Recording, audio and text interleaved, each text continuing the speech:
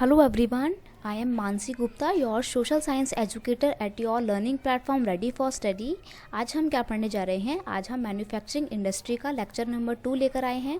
ठीक है, इससे पहले हम फर्स्ट पार्ट में क्या क्या देख चुके हैं, अभी तक हम डिस्कस कर चुके हैं मैन्युफैक्चरिंग इंडस्ट्रीज़ क्या होती हैं, what are the importance of manufacturing industries in our country.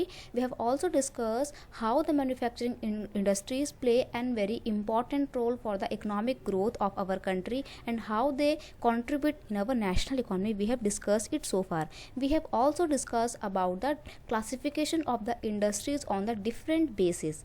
And in this today lecture, what we will discuss? We will discuss about the agro based industry. अब ये एग्रो बेस्ड इंडस्ट्री क्या होती हैं? Agro, जैसा कि आपको नाम से पता लग रहा है, एग्रो मतलब एग्रीकल्चरल, यानी कि ऐसी इंडस्ट्री जो अपने रॉ मटेरियल के लिए यानी कि कच्चे माल के लिए एग्रीकल्चरल सेक्टर पे डिपेंड करती है, प्राइमरी सेक्टर पे डिपेंड करती है, उसे हम क्या बोलते हैं? उसे हम एग्रीकल्चरल या एग्रो बेस्ड इंडस्ट्री बोलते हैं। इसके एग्जाम्पल में हम देखेंगे cotton, jute, silk, woollen textile, sugar, edible oil मतलब खाने वाला तेल, जैसे कि आपका सरसों का तेल हो गया, है ना, और आपके सोयाबीन तेल हो गया, मूंगफली का तेल हो गया, ये सब कुछ क्या है, ये कहाँ से, इन तेल को बनाने के लिए हमारे को हमारा रॉ मटेरियल कहाँ से मिलता है? एग्रीकल्चर से मिलता है। ठीक है, खेती होती है सरसों की, सोयाबीन की, है ना, इन सब चीज़ों से हमारे को हमारा ये इंडस्ट्रीज चलती हैं। तो इस तरीके से हम कह सकते हैं कि ये वो इंडस्ट्री हैं जो पूरी तरीके से एग्रीकल्चरल सेक्टर पर डिपेंड करती हैं अपने रॉ मटेरियल के लिए। ठीक है, तो आज हम बेसिकली डिटेल में जानेंगे टेक्सटाइल इंडस्ट्री के बारे में। टेक्सटाइल इंडस्ट्री हमारे कंट्री की बहुत ही ज़्यादा इंपॉर्टेंट एंड सिग्निफिकेंट इंडस्ट्री है, क्योंकि जीडीपी में इसका बहुत ही ज़्यादा इंपॉर्टेंट रोल होता है। जीडीपी का मतलब मैंने आपको लास्ट वीडियो में बताया था, जीडीपी का मतलब होता है ग्रॉस डोमेस्टिक प्रोडक्ट। ठीक है, तो पेपर में वैसे इसका फुल फॉर्म नहीं पूछता, बट फिर भी जनरली आपको पता होना चाहिए। जीडीपी का मतलब होता है हमारे देश की पूरी इनकम एक साल में कितनी होती है, वो जीडीपी के थ्रू हम निकालते हैं। अब बात करते हैं, इट मतलब industrial textile industries occupy unique position in the Indian economy में बहुत इंपॉर्टेंट रोल प्ले करती है। It is the only industry in the country which is self reliant and complete in value chain. अब आपको ये भारी भारी अक्षर समझ में नहीं आएंगे, मैं भी आपको बताती हूँ। इसको डिस्कस करने से पहले आप यहाँ पे देख लीजिए कि it contribute significantly in the industrial production, यानी कि हमारे देश की जितनी भी इंडस्ट्रियल प्रोडक्शन होती है, इसमें इंडस्ट्रियल प्रोडक्शन में सबसे ज़्यादा जो रोल है, सबसे ज़्यादा परसेंटेज जो है वो टेक्सटाइल इंडस्ट्री का है। बहुत ज़्यादा एम्प्लॉयमेंट जनरेट करती है और फॉरेन एक्सचेंज भी लाती है। फॉरेन एक्सचेंज का मतलब क्या होता है? मैंने आपको लास्ट वीडियो में बताया था कि जब हम किसी चीज़ की प्रोडक्शन करते हैं और जब हम बहुत ज़्यादा ही प्रोडक्शन करते हैं तो क्या हम सारी खुद से कंज्यूम कर लेंगे? नहीं ना। अब मान लीजिए इंडिया में शुगर केन बहुत ज़्यादा होती है, चीनी बहुत बनती है, शुगर बहुत बनती है, तो क्या सारी की सारी चीनी हम खुद ही कंज्यूम कर लेंगे? ज़्यादा चीनी कंज्यूम करेंगे तो डायबिटीज़ हो जाएगी। तो हम क्या करते हैं, अपनी कुछ शुगर को जो एक्स्ट्रा बची हुई है उसको बाहर की कंट्रीज़ में एक्सपोर्ट कर देते हैं, बेच देते हैं। तो जब हम बाहर की कंट्रीज़ में अपना सामान बेचते हैं तो हमारे को बाहर के देशों की करेंसी मिलती है, उसे बोलते हैं फॉरेन एक्सचेंज, और ये हमारे देश की ग्रोथ के लिए बहुत इंपॉर्टेंट होती है। अब यहाँ पर अगर हम कुछ नंबर्स की बात करें तो देखो, जितना भी हमारे देश का इंडस्ट्रियल प्रोडक्शन होता है उसका 14% जो है वो कहाँ से आता है? टेक्सटाइल इंडस्ट्री से आता है। यानी कि सोचो 100% अगर हमारा इंडस्ट्रियल प्रोडक्शन होता है तो 17% तो सिर्फ और सिर्फ हमारे को टेक्सटाइल इंडस्ट्री से ही मिलता है। ठीक है, और ये एक ऐसी इंडस्ट्री है जो हमारे देश के लगभग 35 मिलियंस लोगों को डायरेक्टली एम्प्लॉयमेंट प्रोवाइड करती है। डायरेक्टली के साथ साथ इनडायरेक्टली भी एम्प्लॉयमेंट प्रोवाइड करती है, आगे हम इसको डिस्कस करेंगे। फॉरेन एक्सचेंज, यानी कि हमारे देश का 24.6% फॉरेन एक्सचेंज जो है वो कहाँ से हमारे को आता है? हमारी टेक्सटाइल इंडस्ट्री से मिलता है। और हमारे जीडीपी में टोटल 4% इसका कॉन्ट्रीब्यूशन हमारे को देखने को मिलता है। यानी कि हमारे जीडीपी की 100% इनकम में से 4% सिर्फ और सिर्फ हमारे को टेक्सटाइल इंडस्ट्रीज देती हैं। लास्ट वीडियो में मैंने आपको बताया था कि हमारे जीडीपी में हमारे जो मैन्युफैक्चरिंग इंडस्ट्रीज है उसका कितना कंट्रीब्यूशन है? उसका लगभग 17% कंट्रीब्यूशन है। अब सोचिए उस 17 में से 4% जो है सिर्फ और सिर्फ टेक्सटाइल इंडस्ट्रीज देती हैं। सोचो कितना ज़्यादा है ये। ठीक है, एनीवेज अब देखो यहाँ पर मैंने आपको जो बताया था कि ये बहुत ही सेल्फ रिलायंट इंडस्ट्री है। सेल्फ रिलायंट का मतलब होता है आत्मनिर्भर, यानी कि जो हमारी जो कपड़ा इंडस्ट्री है, कपड़ा उद्योग जो है, उसमें जितना भी प्रोसेस होता है वेविंग का, स्पिनिंग का, डाइंग का, गारमेंट्स मैन्युफैक्चरिंग का, ये सारा का सारा हम अपने देश में करते हैं। और हमारे को इसके लिए रॉ मटेरियल के लिए या वर्कर्स के लिए किसी बाहर की कंट्री पे डिपेंड रहने की ज़रूरत नहीं करती है। कैसे? देखो, अगर हम बात करें फाइबर प्रोडक्शन की, तो खेती होती है, आपको पता है कपास की खेती होती है। तो इंडिया में कपास की खेती बहुत प्रचुर मात्रा में, यानी कि सफिशियंट होती है, काफ़ी एम्पाइल अमाउंट में होती है। हमारे को बाहर की कंट्रीज से कपास को जो है खरीदना नहीं पड़ता है। अब जो हमारे को रॉ मटेरियल मिला था वो किस फॉर्म में मिला था? फाइबर के तौर पे मिला था। उस फाइबर्स को हम क्या करते हैं, उस फाइबर को हम स्पिनिंग करके क्या करते हैं, यान बनाते हैं, यानी कि धागा बनाते हैं। यान का मतलब होता है धागा। इसको यहाँ पर आप लिख लीजिएगा, ये धागा है, ठीक है। राइटिंग बहुत ख़राब आती है, कोई बात नहीं, खैर समझ जाइए। फिर वो जो धागा हमारे को मिलता है, उस धागे को हम बुनते हैं। वो बुनने का मतलब ऐसे ऐसे करके हम जो कपड़ा बुनते हैं ना, उसको बोलते हैं वेविंग करना। ऐसे करके क्या होता है, हमारे को फैब्रिक मिलता है। फैब्रिक का मतलब कपड़ा मिलता है। अब जब कपड़ा मिलता है तो उस कपड़े को हम रंगाई करते हैं, उसमें डाई करते हैं, अलग अलग प्रिंट्स बनाते हैं, डिज़ाइंस बनाते हैं। तो उससे जब हमारा कपड़ा फिनिश होकर तैयार हो जाता है तो उस कपड़े को स्टिच करके हम क्या करते हैं, गारमेंट बनाते हैं। तो ये पूरी एक वैल्यू चेन है, ठीक है। कपड़ा बनाने की ये पूरी एक वैल्यू चेन है। और हर एक प्रोसेस के बाद ना क्या होता है, प्राइसेस बढ़ जाते हैं। सबसे पहले मान लीजिए हमने रॉ मटेरियल खरीदा था 20 रुपीज़ kg के अकॉर्डिंग, ठीक है। अब जब उसको स्पिन करके जब हमने उसका धागा बना लिया तो वो हम बेचेंगे 30 रुपीज़ का, ठीक है। अब जो हमने जो यान बेचा, धागा जो बेचा, उस धागे का कपड़ा बनेगा। तो कपड़ा हमारा मान लीजिए बन गया पूरा 100 रुपये का, ठीक है। अब ये तो सिर्फ और सिर्फ कपड़ा बना है। अब कपड़े में थोड़ा सा हमारे को कलर करना पड़ेगा, डिज़ाइन बनाने पड़ेंगे। तो मान लीजिए डिज़ाइन करने के बाद वो कपड़ा कितने का हो गया, वो कपड़ा हो गया 250 रुपीज़ का, ठीक है। तो 250 रुपीज़ का जो कपड़ा बना है उसको हम स्टिच करके कपड़े बनाएंगे, फ्रॉक्स बनाएंगे, गाउन बनाएंगे, कोट पैंट जो भी बनाना होगा वो बनाएंगे। तो वो हमारी मान लीजिए 1000 रुपीज़ के बनकर पूरा कपड़ा तैयार हो गया।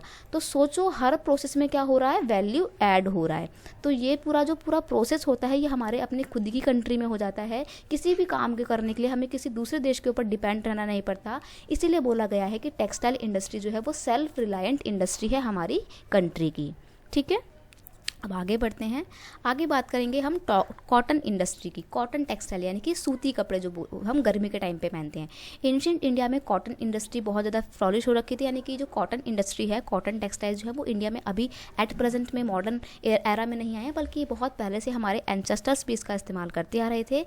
और पहले के टाइम पर क्या होता था, कॉटन का कपड़ा कैसे बनता था, हैंडलूम से बनता था, हैंड स्पिनिंग करके बनता था, ठीक है। लेकिन 18वीं सेंचुरी में जब पूरे यूरोप में इंडस्ट्रियलाइजेशन आ जाता है तो ब्रिटेन में कपड़े कैसे बनने लगते हैं, हाथ से नहीं बनते हैं बल्कि मशीनों से बनने लगते हैं। तो हैंडलूम को कौन सब्सटीट्यूट कर देता है, पावर लूम जो है वो इसको सब्सटीट्यूट कर देता है, यानी कि इसका ऑल्टरनेट प्रोवाइड कर देते हैं। और जब मशीनों से हैंडलूम की बजाय पावर लूम से यानी कि बिजली से मशीनों से कपड़ा बनने लगा तो क्या हुआ, इंडिया के कपड़ों की जो डिमांड थी वो एक तरीके से हम कहते हैं कि कम हो गई थी। तो इससे इंडिया का जो ट्रेडिशनल इंडस्ट्री था, कॉटन इंडस्ट्री, वो काफ़ी इम्पैक्ट होता है। कैसे? बिकॉज बहुत ज़्यादा सफ़र करता है, हमारी डिमांड कम हो जाती है। तो एक सेटबैक हमारे को देखने को मिलता है कॉलोनियल पीरियड के टाइम पे, यानी कि जब हम गुलाम थे अंग्रेजों के, तो हमारा जो कॉटन इंडस्ट्री था वो काफ़ी पीछे हो गया था। क्यों? Because we were not able to compete with the mill made cloth, यानी कि मशीनों में बने हुए कपड़े से हम कम्पीट नहीं कर पा रहे थे, क्योंकि मशीनों के बने हुए कपड़े एक तो बहुत फास्ट बन जाते थे और वो काफ़ी सस्ते हुआ करते थे as compared to handmade cloths, ठीक है। अब आप देखो हैंडमेड क्लोथ्स आप लोग भी बहुत कम पहनते होगे और बहुत ही मुश्किल से हैंडमेड क्लोथ्स मिलते हैं, क्योंकि हैंडमेड क्लोथ्स होते हैं वो महंगे होते हैं। अब आपने कहीं देखा अभी, शायद आप में से बहुत बच्चों ने हैंडमेड क्लोथ, आपको पता भी नहीं होंगे कैसे दिखते हैं। ये सूरजकुंड का मेला या फिर दिल्ली हाट या कोई भी कल्चरल फेस्ट होते हैं ना, कल्चरल इवेंट होते हैं, वहाँ पर आपको हैंडलूम कपड़ा देखने को मिल जाएगा। और वो बहुत ही महंगे होते हैं, क्योंकि वो जो बनाने वाले होते हैं वो बोलते हैं कि मैडम बनाने में बहुत मेहनत लगी है तो महंगा तो बेचेंगे ही। मशीनों से बना हुआ कपड़ा सस्ता मिलता है क्योंकि जल्दी बन जाता है। तो ये चीज़ें होती हैं। अब देखो हमारे बहुत बुरे दिन आ रहे थे जब कॉलोनियल पीरियड हमारे देश में आ गया था। अंग्रेजों ने हमारे को गुलाम बना लिया था, हमारे कपड़े बिक नहीं रहे थे, तो हमारा जो दिन थे वो बहुत ख़राब हो रहे थे। लेकिन हमारे भी अच्छे दिन आते हैं, हमारी भी कंडीशन कब इम्प्रूव होती है, जब फर्स्ट वर्ल्ड वॉर और सेकेंड वर्ल्ड वॉर के टाइम पे जब ब्रिटेन में प्रोडक्शन नहीं हो रही होती, तो उस टाइम पे इंडिया में इंडस्ट्रियलाइजेशन जो है ग्रोथ कर जाता है और तब हमारे अच्छे दिन आते हैं। और इंडिया में आपसे एक नंबर का क्वेश्चन पूछ लेगा कि इंडिया में सबसे पहली कॉटन टेक्सटाइल मिल कहाँ पे स्टैब्लिश हुई थी, तो मुंबई में स्टैब्लिश हुई थी 1854 में। ये आपको याद करना है, बहुत ही इंपॉर्टेंट सा एडिशनल पॉइंट है, 1 मार्क्स का क्वेश्चन आपसे पूछ सकता है, ये एक फैक्ट है, ठीक है। फिर आपको यहाँ पे बताया हुआ है कि जब फर्स्ट वर्ल्ड वॉर चल रही थी या सेकंड वर्ल्ड वॉर चल रही थी तो उस टाइम पे यूरोप की जितनी भी कंट्रीज़ थी, जैसे कि ब्रिटेन हो गया, यूके हो गया, यूएसए हो गया, फ्रांस हो गया, यहाँ पर सब क्या हो रहा था, जितना भी इंडस्ट्रियल प्रोडक्शन हो रहा था वो बिल्कुल ठप पड़ गया था। तो ये लोग क्या कर रहे थे, इनको जो भी सामान चाहिए होता था ये बाहर के देशों से इम्पोर्ट कर रहे थे। तो ऐसे में इंडियंस ने इस अपॉर्चुनिटी का फ़ायदा उठाया और अपनी खुद की टेक्सटाइल मिल्स जो है वो स्टैब्लिश कर ली और अपना खुद का एक बिजनेस सेटअप कर लिया। तो फर्स्ट वर्ल्ड वॉर और सेकंड वर्ल्ड वॉर में काफ़ी बूस्ट मिलता है इंडियन इकॉनमी को और इंडिया के इंडस्ट्रियलाइजेशन को। अब अगर हम बात करें टेक्सटाइल इंडस्ट्री की, कॉटन टेक्सटाइल इंडस्ट्री की, तो हम देखते हैं कि जो रिसेंट अर्ली ईयर जो था, यानी कि पहले के टाइम पे कॉटन टेक्सटाइल इंडस्ट्री सिर्फ महाराष्ट्र और गुजरात की रीजन तक ही सेंट्रलाइज थी, लोकलाइज थी। लोकलाइज मतलब एक ही जगह तक सीमित थी। अब उसके पीछे रीज़न क्या थे, पेपर में क्वेश्चन आ जाता है कि why were the textile industries localise या centralise in the Maharashtra and Gujarat region, explain any 3 points. 3 marks का क्वेश्चन आ जाता है। तो ऐसे में क्या करना है, ये वाला जो पूरा पोर्शन है ना, ये आपका आंसर हो जाएगा कि ये 3 मार्क्स का क्वेश्चन है कि क्यों सारी की सारी कॉटन इंडस्ट्री महाराष्ट्र और गुजरात के रीजन में ही फ्लॉरिश कर रही थी। तो देखो, सबसे पहली बात, महाराष्ट्र और गुजरात में क्या होता है ना, ब्लैक सॉइल पाई जाती है और कपास की जो खेती होती है ब्लैक सॉइल में ही होती है। तो महाराष्ट्र और गुजरात में कपास की खेती होती है तो बहुत ही ईजिली रॉ मटेरियल जो है वो अवेलेबल हो जाता है। तो एक बहुत बड़ा रीज़न ये है कि सारी की सारी इंडस्ट्री इन्हीं रीजन्स में होती हैं। प्लस फिर महाराष्ट्र और गुजरात की पॉपुलेशन काफ़ी अच्छी है तो मार्केट यहाँ पे मिल जाता है। और फिर ट्रांसपोर्टेशन भी काफ़ी अच्छा है। कैसे अच्छा है, क्योंकि देखो आपको पता है गुजरात और महाराष्ट्र जो है वो कैसे कंट्रीज़ हैं, कोस्टल एरियाज़ हैं। कंट्री नहीं, कैसे स्टेट है, कोस्टल स्टेट है, यानी कि समुंदर के पास से लगते हैं। तो ये जो है पोर्ट फैसिलिटी भी काफ़ी अच्छी प्रोवाइड करते हैं। इसीलिए क्या होता है, जितना भी कॉटन का कपड़ा बनता है उसको तैयार करके जहाज़ों में रख के बेच देते हैं, एक्सपोर्ट कर देते हैं। तो इसीलिए सारी की सारी इंडस्ट्रीज जो है वो महाराष्ट्र और गुजरात के रीजन में ही लोकलाइज हैं, सेंट्रलाइज हैं। ठीक है। अब देखो, this industry has close link with the agricultural. अब इस इंडस्ट्री का बहुत ही इंपॉर्टेंट और बहुत ही क्लोज लिंक है खेती से, एग्रीकल्चर से। क्यों? क्योंकि रॉ मटेरियल तो पूरा एग्रीकल्चर सेक्टर से ही आता है। इसीलिए ये इंडस्ट्री ना सिर्फ अपने इंडस्ट्री में काम करने वाले लोगों को बल्कि अदर इंडस्ट्रीज़ में जैसे कि एग्रीकल्चरल सेक्टर में लगे हुए फार्मर्स को भी एक अल्टरनेटिव प्रोवाइड करती है और जॉब प्रोवाइड करती है। ठीक है। अब देखो, ना सिर्फ फार्मर्स को बल्कि अब जो कॉटन के जो बॉल्स हैं, कॉटन बॉल प्लकर है, यानी कि कॉटन के बॉल खेतों से तोड़ कर लाएगा, उनको एम्प्लॉयमेंट प्रोवाइड करती है। प्लस फिर जो लोग इस बॉल को साफ़ करते हैं, कपास को साफ़ करते हैं, गिनिंग करते हैं, उनको एम्प्लॉयमेंट प्रोवाइड करती है। फिर स्पिनिंग का प्रोसेस, यानी कि धागा बनाने का प्रोसेस होता है, कपड़ा बनाने का प्रोसेस होता है, डाई करना पड़ता है, उन कपड़ों में डिज़ाइन करना पड़ता है। फिर कपड़ा जब तैयार हो जाता है तो उसकी पैकेजिंग करनी पड़ती है। और अगर गारमेंट्स बनाना है, स्टिच करना है तो टेलरिंग की ज़रूरत पड़ती है। ठीक है। तो ये बहुत सारी एक्टिविटीज़ होती हैं हमारे टेक्सटाइल इंडस्ट्री में। इसीलिए बहुत ही भर के हमारे को एम्प्लॉयमेंट प्रोवाइड करती है हमारी टेक्सटाइल इंडस्ट्रीज़। ठीक है। डायरेक्टली और इनडायरेक्टली सबको ही एम्प्लॉयमेंट प्रोवाइड करती है। ठीक है। The industry by creating demand support many other industries such as chemical and dye, packaging materials and engineering workers. अब देखो, मैंने बताया था ना कि टेक्सटाइल इंडस्ट्री ना सिर्फ डायरेक्टली अपने लोगों को एम्प्लॉयमेंट प्रोवाइड करती है बल्कि इनडायरेक्टली भी बहुत ज़्यादा लोगों को एम्प्लॉयमेंट प्रोवाइड करती है। अब आप बोलोगे कैसे, तो मैं बताती हूँ। देखो, कपड़ा बन के तैयार हो गया तो कपड़े में कुछ कलर्स वगैरह करने के लिए, डाई करने के लिए कलर्स चाहिए होते हैं, केमिकल्स की ज़रूरत होती है। तो केमिकल इंडस्ट्री ग्रो कर जाती है वहाँ आसपास के एरिया में। ठीक है। डाई इंडस्ट्री ग्रो कर जाती है। अब जब कपड़ा बन के तैयार होगा तो पैकेजिंग का काम होता है, कपड़ा पैक करने का, वो इंडस्ट्री ग्रो कर जाएगी। अब देखो, कपड़े की जो इंडस्ट्री होती है, मशीनों का काम तो होता ही है। तो मशीनें क्या लोग खुद बनाएंगे? नहीं ना। उसको मशीनों को बनाने के लिए किसकी ज़रूरत पड़ेगी? मैकेनिकल इंजीनियर्स की ज़रूरत पड़ेगी। तो मैकेनिकल इंजीनियर्स को उसमें काफ़ी सारा एम्प्लॉयमेंट मिल जाता है। ठीक है। और अगर हम प्रेजेंट सिनेरियो की बात करें तो आज के टाइम पे तो वे मार्केटिंग है, ब्रांडिंग है, ये सारी चीज़ें जो है एम्प्लॉयमेंट जनरेट करती हैं बहुत भर के। ठीक है। तो इसलिए हम कह सकते हैं कि काफ़ी इंपॉर्टेंट इंडस्ट्री है ये हमारे देश की। कौन सी? Textile industry. While spinning continue to be centralise in Maharashtra, Gujarat and the Tamil Nadu. और अगर हम प्रेजेंट सिनेरियो की बात करें तो आज भी जो स्पिनिंग का एक प्रोसेस है ना, धागा बनाने का, वो कहाँ तक ही सेंट्रलाइज हो रखा है? महाराष्ट्र में, गुजरात में और तमिलनाडु तक ही सेंट्रलाइज या लोकलाइज हो रखा है। लेकिन जो वेविंग का प्रोसेस है, यानी कि कपड़ा बुनने का जो पूरा प्रोसेस है, वो ज़रूरी नहीं है कि महाराष्ट्र और गुजरात में, बल्कि वो तो डिसेंट्रलाइज है, पूरे देश में बिखरा पड़ा है। कैसे? अब देखो, रीजनल स्किल्स होती हैं, हर राज्य की अपनी अलग अलग स्किल्स होती है, अपने अलग अलग तरीके के कपड़े होते हैं। अब देखो, जैसे हम बनारस की बात करें तो वहाँ पे लोग बनारसी साड़ी पहनते हैं, है ना। साउथ की बात करें तो वहाँ पे कांचीपुरम साड़ी पहनी जाती जाती है और पोचमपल्ली साड़ी पहनते हैं। जम्मू कश्मीर की बात करें तो वहाँ पे पश्मीना टाइप के कपड़े चलते हैं, पश्मीना शॉल्स लोग पहनते हैं। तो ट्रेडिशनली काफ़ी वेरिएशन आ जाती हैं कपड़े में, इसलिए ट्रेडिशनली वेविंग होती है इनकी, यानी कि हर राज्य में अपने तरीके से इसकी वेविंग होती है। अब देखो जो बनारसी वर्कर्स होंगे, they were very skilled in making of Banarasi sari, है ना, उनको आता है क्योंकि उनका एक ट्रेडिशनल वर्क है। इसीलिए जो वेविंग का कपड़ा काम है, जरी वगैरह जो लगाते हैं वो अपने अकॉर्डिंग लगाते हैं, ट्रेडिशनली लगाते हैं। तो ये वेविंग का काम पूरे ही देश में फैला हुआ है।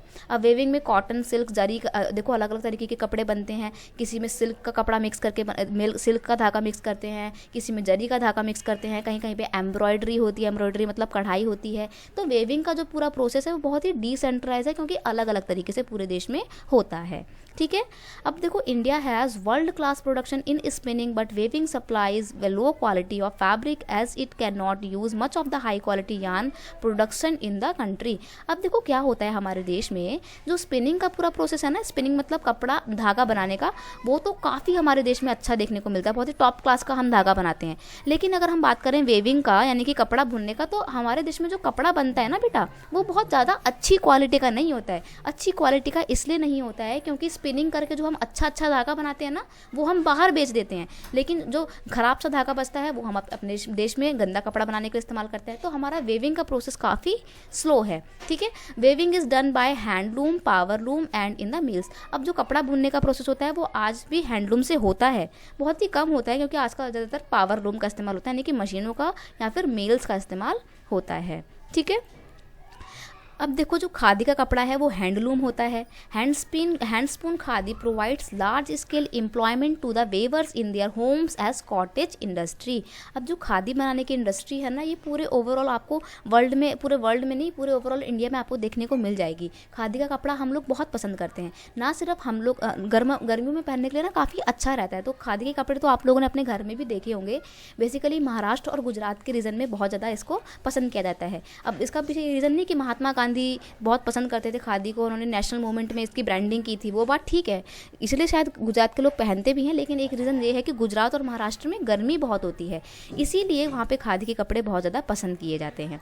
तो जो हमारी खादी इंडस्ट्री है वो काफ़ी सारे लोगों को एम्प्लॉयमेंट प्रोवाइड करती है। अब अगर हम बात करें इंडिया का जो कपड़ा है उसको बाहर कैसे एक्सपोर्ट किया जाता है, और एक्सपोर्ट के मामले में हम कहाँ पे हैं, कहाँ पे स्टैंड करते हैं, तो हमें काफ़ी अच्छी पोजीशन में स्टैंड करते हैं। क्योंकि देखो यूएसए हो गया, यूके हो गया, Russia, France, eastern European countries, यानी कि ऐसी वेल डेवलप्ड कंट्रीज़ जिनका अब कोई भी इंटरेस्ट नहीं है कि वो कपड़ा वगैरह बनाएं, क्योंकि वो टर्शरी सेक्टर की ओर जो है मूव कर चुके हैं। तो यहाँ के देशों में हम अपना कपड़ा जो है एक्सपोर्ट करते हैं। नेपाल, सिंगापुर, श्रीलंका, अफ्रीका जैसे जो छोटे मोटे गरीब देश हैं, इनको भी हमारा कपड़ा पसंद आता है, तो हम इनको भी अपना कपड़ा जो है वो दे देते हैं। तो देखते हैं हम कि एक्सपोर्ट के मामले में इंडिया काफ़ी अच्छी पोजीशन रखता है। ठीक है। India have a large share in the world trade off the cotton yarn, accounting for 1/4 of the total trade. अब देखो अगर हम बात करें टेक्सटाइल इंडस्ट्री की, कॉटन की बात करें, तो कॉटन का सामान कुछ लोग बेचते होंगे, कुछ कंट्रीज़ बेचते होंगे, कुछ कंट्रीज़ खरीदते होंगे, कुछ कंट्री बेचते खरीदते दोनों ही काम करते होंगे। तो एक जो कॉटन इंडस्ट्री का इम्पोर्ट एक्सपोर्ट यानी कि जो पूरा ट्रेडिंग है, इसका एक जाल बन गया है। ठीक है। ये जो टोटल ट्रेड होता है इसमें इंडिया का 25% का शेयर देखने को मिलता है हमारे को। ठीक है। 1/4 है हमारा क्योंकि पार्ट। तो सोच सकते हो ना कि कॉटन इंडस्ट्री के ट्रेडिंग और एक्सपोर्टिंग में हम कितना आगे हैं। India is the second largest installed capacity of spindles in the world after the China. यानी कि स्पिनिंग का जो प्रोसेस होता है, यानी कि धागा बनाने का जो पूरा क्रिया होती है, उसमें इंडिया का सेकेंड नंबर है। फर्स्ट नंबर पे चाइना का आता है नाम, क्योंकि चाइना में सबसे ज़्यादा कपड़ा जो है वो बुना जाता है। However, our trade in garments is only 4% of the world's total. अब देखो यहाँ पर एक पॉइंट ये आ जाता है कि गारमेंट्स का, यानी कि हम कपड़ा जो बेचते हैं उसमें हमारा कंट्रीब्यूशन कितना है, ओनली 4% का है। तो इट्स मीन क्या, उसका मतलब क्या निकलता है कि हम क्या धागा ज़्यादा बेच रहे हैं और हमारा जो कपड़ा है वो कम बिकता है। तो हम बिल्कुल सही समझ रहे हो आप, हम अपने देश का ना धागा ज़्यादा से ज़्यादा बेच देते हैं, लेकिन कपड़ा जो है वो हम कम बेचते हैं। शायद इसलिए क्योंकि हमारा कपड़ा लो क्वालिटी का होता है, और लो क्वालिटी का कपड़ा इसलिए होता है क्योंकि ज़्यादा अच्छा वाला जो हमारा स्पिनिंग धागा होता है, अच्छा वाला जो यार्न होता है अच्छी क्वालिटी का, वो तो हम बाहर एक्सपोर्ट कर देते हैं। तो ये बहुत ही सैडनिंग फैक्ट है हमारे लिए। ठीक है। ये बहुत नेगेटिव है देखा जाए तो। देखो, but why our trade in garments is only 4% of the world total. अब क्यों ऐसा है कि 4% ही हमारा गारमेंट में योगदान है, लेकिन अगर हम बात करें स्पिंडल्स की, स्पिनिंग की, तो 25% है। तो वो ये बहुत ही गलत है कि हम कपड़ा तो नहीं बेचते हैं लेकिन रॉ मटेरियल बेचते हैं। बल्कि मैंने आपको पहले बताया था वैल्यू एडिड चेन में कि सबसे सस्ता होता है कच्चा माल, रॉ मटेरियल सबसे सस्ता होता है, और जो तैयार माल होता है, गारमेंट्स होते हैं, वो सबसे महंगे होते हैं। तो अगर हमारे को ज़्यादा प्रॉफिट अर्न करना है तो हमारे को क्या करना पड़ेगा, हमारे को गारमेंट्स बेचने पड़ेंगे। लेकिन हम लोग क्या करते हैं, हम लोग रॉ मटेरियल बेचते हैं, तो जो कि गलत है। अगर हमारे को अपनी कंट्री को और हमारी इकोनॉमी को स्ट्रेंथन करना है तो हमारे को गारमेंट्स पे डील करनी पड़ेगी, ना कि स्पिनिंग पे यानी कि यान पे। अब यहाँ पर एक ना बहुत इंपॉर्टेंट क्वेश्चन बन जाता है, 5 मार्क्स का या 3 मार्क्स का क्वेश्चन बनेगा। मैं बता देती हूँ। देखो क्वेश्चन ये बनेगा, अब आपने देखा ना यहाँ पे कि स्पिनिंग काफ़ी अच्छा होता है लेकिन वेविंग अच्छा नहीं होता है, फैब्रिक अच्छा नहीं है, तो दोनों में ना एक मिसमैच देखने को मिलता है। यहीं पे क्वेश्चन बन जाता है और बच्चे कन्फ्यूज हो जाते हैं। क्वेश्चन कुछ ऐसे पूछ लेगा, we are more the self sufficient in spinning sector but our weaving sector is not as competitive as the spinning sector. यानी कि हम स्पिनिंग के मामले में तो सेल्फ सफिशिएंट हैं, लेकिन अगर बात होती है वेविंग की तो हम खुद बाहर के देशों से कपड़ा खरीद रहे हैं। तो ऐसा क्यों है, क्यों स्पिनिंग में और वेविंग में एक मिसमैच देखने को मिलता है? तो ये पूरा का पूरा आंसर आपको दिखना है। आपके 4 पॉइंट हैं, आपको 5 मार्क्स का ये पूरा क्वेश्चन तैयार है, ठीक है। Our spinning mills are competitive at the global level and capable of using all the fibers we produce। यानी कि स्पिनिंग के मामले में हम वर्ल्ड क्लास का धागा बनाते हैं और पूरे ग्लोबल लेवल पे बहुत ही कंपटीशन को जो है टक्कर दे रहे हैं। The weaving, knitting and the processing unit can not use much of the high quality yarn that is produce in our country. यानी कि वही जो हाई क्वालिटी का यान होता है वो हम अपने ही देश की वेविंग और निटिंग के प्रोसेस में यूज़ नहीं कर पाते हैं, और इसलिए हमारा फैब्रिक अच्छा नहीं होता है, और फैब्रिक अच्छा नहीं है तो हम ग्लोबल लेवल पे कंपटीशन का सामना भी नहीं कर पाते हैं। There are some large and modern factories in these segment but most of the production is in fragment small units which cater to the local market. अब देखो, हम लोग तैयार करके कपड़ा क्यों नहीं बेचते हैं, या हम अपना अच्छा वाला स्पिन किया हुआ धागा जो है वीविंग के लिए नहीं बेचते हैं? इसके पीछे रीज़न ये है कि जो बड़ी बड़ी इंडस्ट्रीज़ है ना, जब उनको बोलते हैं कि गारमेंट्स बना के बेचो तो उनको गारमेंट्स बनवाने के लिए, कपड़ा वेविंग करवाने के लिए बहुत ही दूर दराज के जो छोटे मोटे लेवल पे काम हो रहे हैं ना, यानी कि जो कॉटेज इंडस्ट्री में काम हो रहे हैं, उनसे उनको अपना क्या करना पड़ेगा, एक बातचीत करनी पड़ेगी। तो ये जो बड़ी वाली इंडस्ट्री थी यार, ये सोचेगी कि यार ये तो बहुत ही फैले हुए हैं पूरे देश में छोटे छोटे लेवल पे, इनसे मैं क्या ही बात करूं, क्या ही मैं इनसे कपड़ा बुनवाऊं, इससे अच्छा है कि मैं अपना जो रॉ मटेरियल है वो बाहरी देश को बेच देता हूं, सारा एक बार में काम जो है वो मतलब झंझट खत्म हो जाएगा। क्या मैं अलग अलग लोगों से जो है, यानी कि जो छोटे मोटे स्मॉल यूनिट्स में जो इंडस्ट्रीज़ हैं उनसे बातचीत करके अपना पूरा टाइम वेस्ट करूँ, इसलिए वो रॉ मटेरियल को बाहर बेच देते हैं, और ये छोटी मोटी जो इंडस्ट्रीज़ होते हैं इनसे कोई भी कॉन्टैक्ट इस्टेब्लिश करने की कोशिश ही नहीं करते हैं। अभी जो स्मॉल यूनिट्स हैं ये कभी भी अपने कपड़े बना के बेचना नहीं चाहती हैं। क्यों? क्योंकि ये छोटे लेवल पे काम करने वाली इंडस्ट्रीज़ हैं। अब इनके पास इतना पैसा होता नहीं है कि ये अपना पूरा कपड़ा तैयार करके बाहर के देशों से एक्सपोर्ट कर पाएँ, ना ही इनके पास इतने रिसोर्सेज होते हैं। तो यही रीज़न है कि हमारे देश का ही बनाया हुआ रॉ मटेरियल बाहर बिक जाता है, लेकिन अच्छा जो हमारा वेविंग किया हुआ कपड़ा है वो ख़राब का ख़राब ही रहता है, क्योंकि अच्छा यान तो बाहर भेज देते तो हमें मिलता ही नहीं है। इसीलिए बोला गया कि यहाँ पे एक मिसमैच देखने को मिलता है हमारे को स्पिनिंग में और वेविंग के प्रोसेस में। Mismatch is a major drawback for our industry. बहुत बड़ी क्या है, ड्रॉबैक है, बहुत बड़ी कमी है। As a result many of our spinners export cotton yarn while apparel या garment manufacturing have to import fabric. Next है हमारा, अब यहाँ पर एक क्वेश्चन बन जाता है आपका, बहुत इंपॉर्टेंट क्वेश्चन है कि जो कॉटन टेक्सटाइल है इसकी कौन कौन सी प्रॉब्लम्स हैं। तो एक प्रॉब्लम हम आगे डिस्कस कर चुके हैं, पहले बता चुकी हूँ ना कि वही छोटे मोटे लेवल पे काम हो रहा है, तो यहाँ पर बड़ी कंपनियाँ जो हैं उनसे कोई भी कॉन्टैक्ट इस्टेब्लिश करने की कोशिश नहीं करती, क्योंकि उनको लगता है बहुत ही मगजमाजी हो जाएगी, यानी कि दिमाग खराब हो जाएगा। ठीक है, तो हमारे को यहाँ पे प्रॉब्लम्स देखनी है। पेपर में क्वेश्चन बहुत पूछता है कि कॉटन टेक्सटाइल इंडस्ट्री की कौन कौन सी प्रॉब्लम है। 3 नंबर का क्वेश्चन आएगा या 4 नंबर का क्वेश्चन आएगा, जो भी आएगा आपको यहाँ पे फिर पॉइंट्स डिस्कस करने पड़ेंगे। पूरा प्रिपेयर एक क्वेश्चन है आपका। तो yarn in India is produced by the small industries and units which largely cater to local markets. Thus while many spinning export cotton yarn, many garments manufacturers have to import fabric. वही है कि garments को import करने की बजाय garments को export करने की बजाय हम गारमेंट्स को बाहर से इम्पोर्ट कर लेते हैं, और बदले में हम अपना बनाया हुआ जो हमारा देश का जो रॉ मटेरियल होता है, यार्न होता है, वो बाहर बेच देते हैं। अब देखो, हमारा कच्चा माल है, यान है, तो वो सस्ते दामों में जाएगा, बाहर बेचेंगे तो सस्ते दाम में जाएगा। और बाहर के देश क्या करते हैं, हमारा यान खरीदते हैं, कपड़ा बुन के अच्छा सा गारमेंट बना के हमारे ही देश को बेच देते हैं, हमारे को ही बेचते हैं और फिर महंगे दामों में बेचते हैं। तो हम तो एक तरीके से घाटे की स्थिति में है ना, हमारे को तो लॉस हो रहा है। तो हमारे को क्या करना चाहिए, हमारे को बहुत ज़्यादा ज़रूरत है कि हमें अपना गारमेंट्स में डील करनी चाहिए, गारमेंट्स को इम्प्रूव करना चाहिए, फैब्रिक हमें अपने देश में ही बनाना चाहिए, ठीक है। वेविंग का प्रोसेस हमें बाहर नहीं होने देना चाहिए। Most of the machinery installed in cotton mills are outdated and need to be replaced. So बहुत बड़ी एक कमी ये है कि हम लोग अपने मिल्स में, टेक्सटाइल मिल में जिन मशीनरी का इस्तेमाल कर रहे हैं वो आउटडेटेड यानी कि बहुत ही ओल्ड टेक्नोलॉजी बेस्ड है, तो न्यू टेक्नोलॉजी को लाने की ज़रूरत है। इरेगुलर पावर सप्लाई, इससे तो आप लोग अपने घरों में डेली डील करते हैं कि डेली कंटिन्यू लाइट नहीं आती है हमारे घरों में। इरेगुलर पावर सप्लाई की वजह से बहुत सारी कंपनियों में काम जो है वो रुक जाता है बीच बीच में, तो एक बहुत बड़ा बैरियर है, बहुत बड़ी प्रॉब्लम है।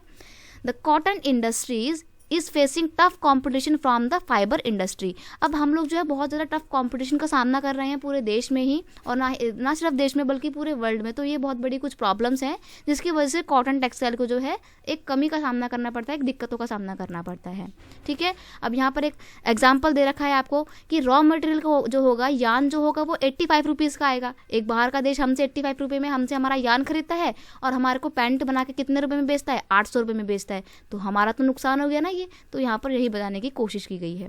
अब हम बात करेंगे जूट इंडस्ट्री की। अब जूट इंडस्ट्री का मतलब क्या होता है, ये बहुत ही नेचुरल फाइबर्स पे बेस्ड एक इंडस्ट्री है। आपने घरों वगैरह में देखा होगा, जब घर बनते हैं तो एक ब्राउन कलर की रस्सी का इस्तेमाल होता है, मोटी सी रस्सी, जिससे लकड़ी के फट्टे बांधे जाते हैं, स्लैब्स वगैरह जो होती हैं वो बांधे जाते हैं। क्यों बांधे जाते हैं उस रस्सी से, क्योंकि काफ़ी मजबूत होती है। तो जल्दी से हमारे को जूट देखने को नहीं मिलता है, लेकिन काफ़ी इंपॉर्टेंट रोल प्ले करता है ये भी हमारे देश की इकोनॉमी में, ठीक है। लेकिन आज के टाइम पे इसको प्रेजेंट सिनेरियो में बहुत सारी प्रॉब्लम्स का सामना करना पड़ रहा है, वो बताएंगे अभी आपको। अब अगर हम जूट इंडस्ट्री की बात करें तो India is the largest producer of raw jute and jute goods, यानी कि जूट का जो सामान हम बनाते हैं, जूट का जो प्रोडक्शन हम करते हैं, उसमें इंडिया का सबसे मेन रोल है। इंडिया सबसे ज़्यादा प्रोडक्शन करता है जूट की। लेकिन अगर बात करें एक्सपोर्ट की, तो एक्सपोर्ट में बांग्लादेश हमसे बाजी मार के ले गया। जूट का सबसे ज़्यादा एक्सपोर्ट बांग्लादेश करता है, ना कि इंडिया करता है। हमारे कंट्री की जितनी भी जूट मिल्स हैं वो कहाँ पर स्टैब्लिश हो रखे हैं, कहाँ पर सेंट्रलाइज है, वेस्ट बंगाल के रीजन में। यानी कि हमारे कंट्री का जो वेस्ट बंगाल वाला जो स्टेट है, पश्चिम बंगाल, वेस्ट बंगाल, वहाँ पर सबसे ज़्यादा जूट मिल्स देखने को मिलती हैं। उसके पीछे रीज़न है क्योंकि जूट के ग्रोथ के लिए ना, जूट की प्रोडक्शन के लिए एक स्पेशल तरीके का क्लाइमेट चाहिए होता है, पानी बहुत ज़्यादा अमाउंट में चाहिए होता है। तो इसलिए जो एक फेवरेबल क्लाइमेट चाहिए वो हमारे को वेस्ट बंगाल के रीजन में मिलता है। इसीलिए सारी की सारी जूट इंडस्ट्री जो है वो वेस्ट बंगाल में ही सेंट्रलाइज हैं। अब पेपर में क्वेश्चन पूछ लेगा, what are the factor responsible for the localization of the jute industry in the Hooghly region या हुगली बेसिन। बेसिन का मतलब होता है नदी के किनारे का एरिया। अब देखो जो हुगली नदी है, हुगली नदी आपने नाम सुना नहीं होगा, शायद सुना भी होगा। जो गंगा नदी है ना, हमारे देश की सबसे बड़ी नदी है, उस नदी को वेस्ट बंगाल के लोग हुगली नदी बोलते हैं, हुगली रिवर बोलते हैं। और अगर जब वो गंगा नदी बांग्लादेश में एंटर कर जाती है तो उसका नाम पद्मा हो जाता है, ठीक है। अब देखो क्यों सारी की सारी जूट इंडस्ट्री हुगली नदी के किनारे में ही है। तो सबसे पहली बात, presence of the jute producing area, यहाँ आसपास में जूट का प्रोडक्शन होता है क्योंकि वहाँ पे इस तरीके की मिट्टी पाई जाती है। अब जूट की प्रोडक्शन के लिए, जूट की एग्रीकल्चर के लिए हमारे को एलुवियल सॉइल चाहिए होती है, और एलुवियल सॉइल वेस्ट बंगाल में प्रचुर मात्रा में मिलती है, इसलिए वहाँ पे इसका प्रोडक्शन होता है। अब जहाँ पर कच्चा माल हमारे को ईजिली मिल जाएगा तो इंडस्ट्री भी वहीं पर स्टैब्लिश होगी। तो सबसे बड़ा रीज़न ये हो गया। एक्सटेंसिव वाटर ट्रांसपोर्ट, अब जितनी भी हिमालयन पहाड़ों से, हिमालयन माउंटेन से रिवर बह के आ रही होती हैं वो कहाँ जाती हैं, बे ऑफ बंगाल में जाती हैं, और बे ऑफ बंगाल में जाने के लिए उन्हें वेस्ट बंगाल में एंटर करना पड़ता है।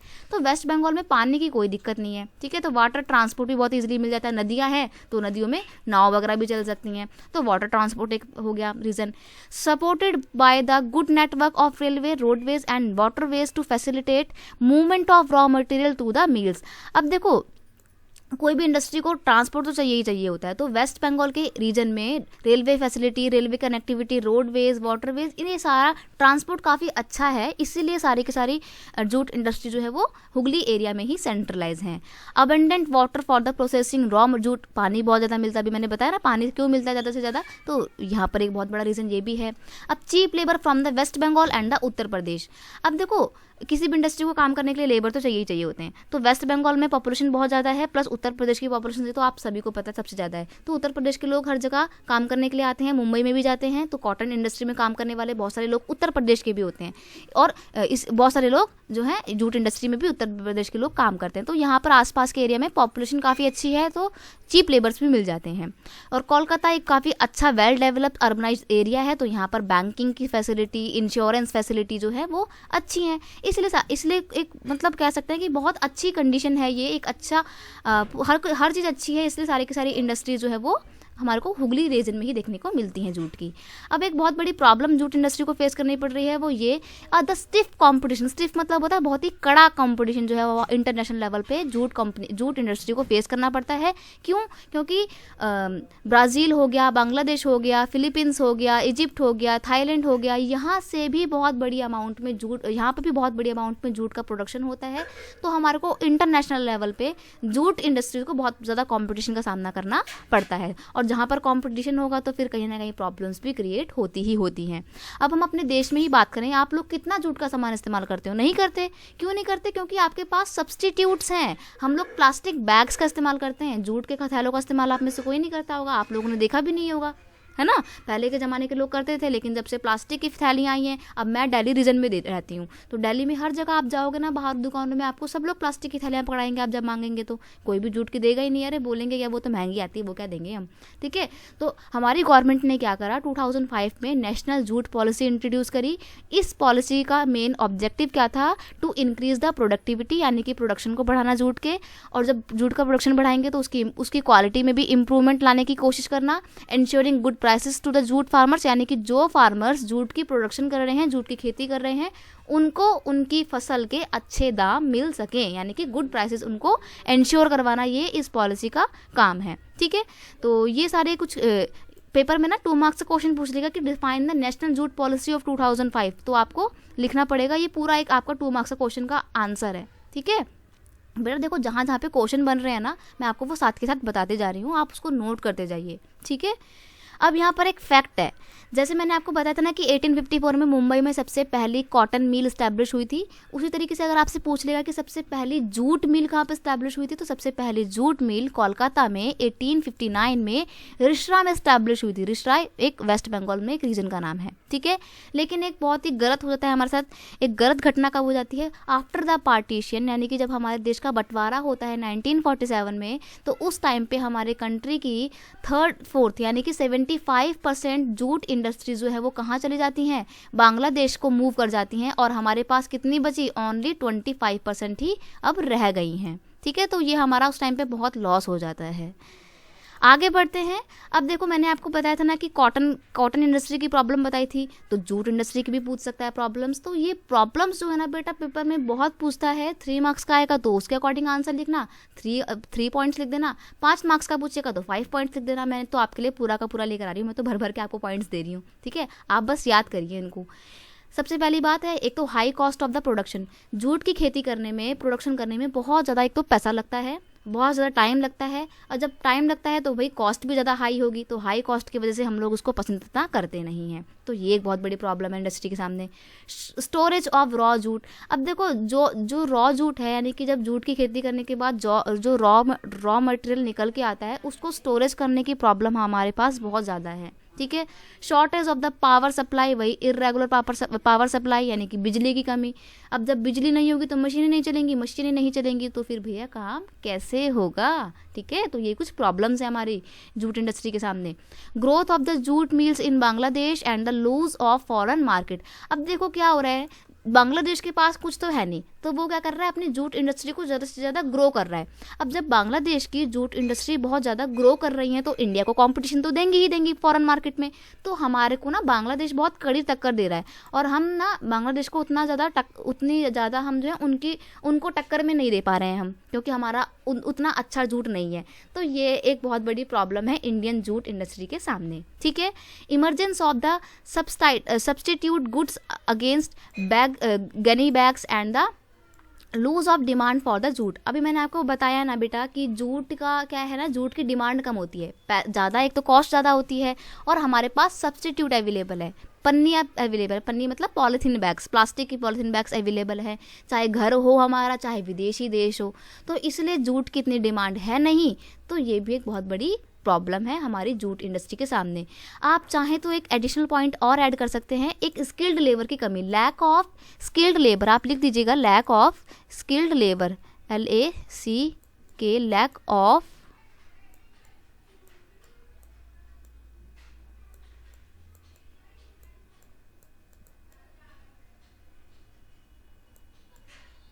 Skilled labour. अब देखो अगर हमारे पास लेबर अच्छी होगी, स्किल्ड होगी, तो वो काम भी अच्छा करेगी, प्लस काम करेगी तो अच्छा तो काम करेगी ही साथ वो जो सामान प्रोड्यूस करेगी वो अच्छा सा सामान प्रोड्यूस करेगी।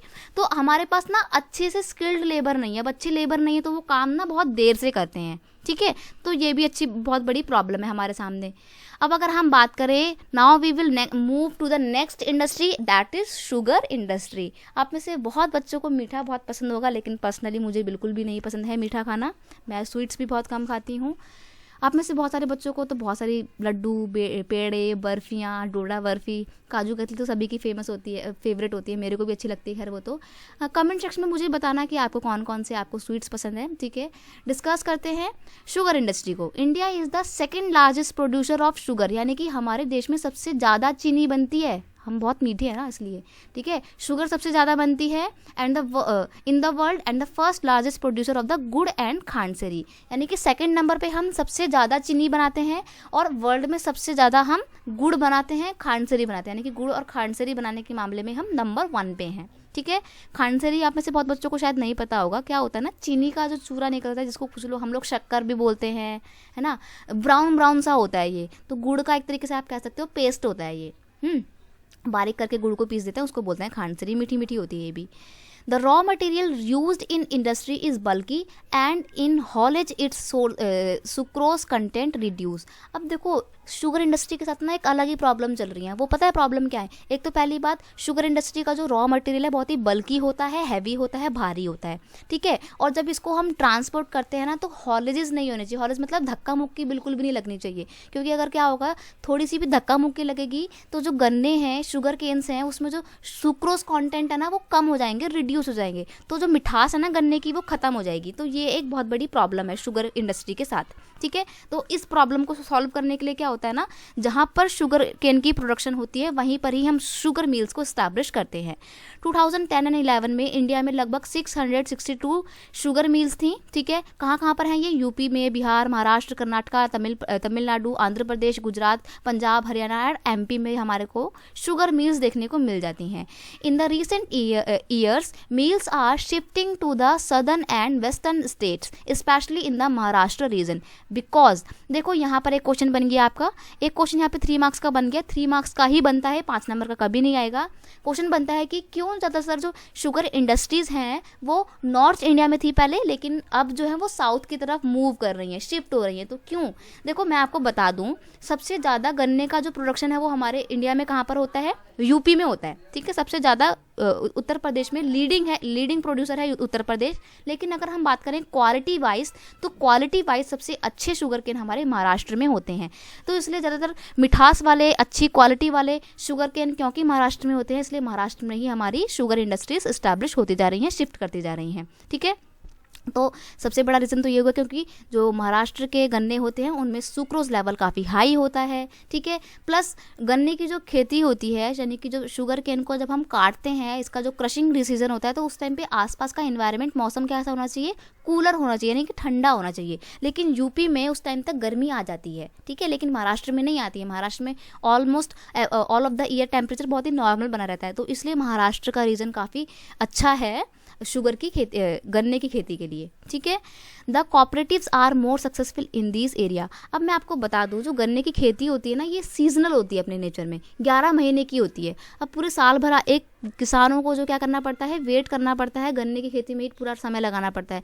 तो नॉर्थ इंडिया के जो फार्मर्स हैं ना, वो ज़्यादा इतना गन्ने की खेती करने को ज़्यादा एक्साइटेड नहीं होते हैं, ज़्यादा खुश नहीं होते। They people are reluctant to produce sugar cane in their farms. इसीलिए क्या हो रहा है ना, ज़्यादातर जो शुगर केन्स हैं वो साउथ के रीजन में ही उसकी खेती होने लगी है, और कॉपरेटिव्स भी यहाँ पे ज़्यादा सक्सेसफुल हैं। इसीलिए शुगर इंडस्ट्रीज जो है वो अब धीरे धीरे कहाँ आती जा रही हैं, साउथ इंडिया में आती जा रही हैं, और नॉर्थ इंडिया से थोड़ी थोड़ी कम होती जा रही हैं। ठीक है, अब बढ़ते हैं आगे। शुगर केन इंडस्ट्री जो हमारी प्रॉब्लम्स फेस कर रही है, अब हम उस पर बात करेंगे। मैंने आपको बताया बेटा, प्रॉब्लम्स जरूर सबकी पढ़ लेना, क्योंकि अच्छाई भले ही ना पूछे लेकिन प्रॉब्लम्स जरूर पूछता है। पेपर में क्वेश्चन जरूर पूछेगा किसी भी इंडस्ट्री की प्रॉब्लम, अब वो चाहे कोई सी भी हो, मिनरल्स बेस्ड इंडस्ट्री की प्रॉब्लम हो, या फिर आपकी कॉटन इंडस्ट्री की प्रॉब्लम हो, शुगर इंडस्ट्री की प्रॉब्लम हो, या फिर आपकी जूट इंडस्ट्री की प्रॉब्लम हो। तो प्रॉब्लम जरूर आपको सबकी पढ़ के जानी है। पढ़ते हैं भाई, 5 नंबर का क्वेश्चन है ये। एक 5 नंबर के क्वेश्चन के अकॉर्डिंग मैं कंटेंट लेकर आई हूँ, तो जरूर अपने पॉइंट्स नोट कर लेना 5 नंबर के अकॉर्डिंग। पहला पॉइंट है आपका, in India nearly half of the total sugar cane production is divided to gur and khandsari. क्या होता है, जब हम शुगर केन की प्रोडक्शन करते हैं तो जो 50% रॉ मटेरियल है ना शुगर केन का, यानी कि गन्ने का 50% गन्ने गुड़ और खांडसरी इंडस्ट्री अपने पास ले जाती हैं। तो शुगर इंडस्ट्री को सिर्फ 50% ही मिल पाता है रॉ मटेरियल। तो रॉ मटेरियल की कमी हमारे को शुगर इंडस्ट्री को सामना करना पड़ता है, रॉ मटेरियल की कमी का सामना करना पड़ता है शुगर इंडस्ट्री को। तो ये एक बहुत बड़ी प्रॉब्लम है हमारे साथ, शुगर इंडस्ट्री के साथ। Majority of the mills are old and using obsolete machinery, वही कि आउटडेटेड ओल्ड मशीनरी का इस्तेमाल कर रहे हैं। ये प्रॉब्लम हर इंडस्ट्री में कॉमन रहने वाली है। ठीक है, पॉइंट नंबर 3 है, management and the labour problems further aggregate the situation making the units uneconomical and the sick. यानी कि क्या हो रहा है, हमारे पास ना स्किल्ड लेबर की कमी है। ये प्रीवियस प्रॉब्लम में भी मैंने भी आपको बताया था कि हमारे पास स्किल्ड लेबर की कमी है। तो जो स्किल्ड लेबर होगी, स्किल्ड लेबर जो काम करने में सिर्फ 2 घंटे लेगी, अनस्किल्ड लेबर शायद हो सकता है कि उस काम को करने में एक दिन ले ले पूरा, और फिर भी वो अच्छे से काम ना करे। तो हमारे पास ना लेबर ज़्यादा अच्छी नहीं है। तो ये भी एक बहुत बड़ी प्रॉब्लम है शुगर इंडस्ट्री के सामने। ठीक है, पॉइंट नंबर 4 है, the sugar factories also face problem in disposing the by products like bagasse. अब देखो यहाँ पे बैगीज को समझना बहुत ज़रूरी होता है। जब आपने देखा होगा गन्ने का जूस पीते हो, तो जो गन्ने वाले भैया होते हैं, गन्ने को जब अंदर डालते हैं मशीन के अंदर, तो पीछे से गन्ना निकल के भी आ रहा होता है और आगे से जूस निकल रहा होता है। तो जो पीछे से गन्ना, खराब गन्ना निकलता है, उसको बोलते हैं बैगीज। तो ये बैगीज बहुत बड़ी प्रॉब्लम है, क्योंकि देखो जब चीनी बना लेते हैं तो जो रॉ मटेरियल बच जाता है, यानी कि जो वेस्ट बच जाता है शुगर केन्स का, उसको बैगीज जो बच जाती हैं, उनको डिस्पोज करने की टेक्निक अभी भी इंडिया के पास नहीं है। तो ये एक बहुत बड़ी प्रॉब्लम है। जैसे ही बैगीज की प्रॉब्लम सॉल्व हो जाएगी, शुगर इंडस्ट्री की आधी समस्याएं खत्म हो जाएंगी। इस बात को ध्यान रखना, ये बहुत ही मेजर प्रॉब्लम है। ठीक है, पॉइंट नंबर 5 की बात करें तो transportation delay in reaching canes to factories is another big problem of this industry. देखो गन्ने की खेती के लिए ना जो ट्रांसपोर्ट फैसिलिटी है ना, वो बहुत अच्छी क्वालिटी की होनी बहुत ज़रूरी है, क्योंकि मैंने बताया ना, धक्का मुक्की ज़रा सी भी लगेगी तो क्या होगा, गन्ने की मिठास कम हो जाएगी। तो हमारे इंडिया में ट्रांसपोर्टेशन की फैसिलिटी इतनी अच्छी नहीं है। अब अगर ट्रांसपोर्ट अच्छा है तो रोडें उतनी अच्छी नहीं है। तो ये कुछ प्रॉब्लम्स हैं जो हमारे इंडस्ट्री को फेस करनी पड़ रही हैं।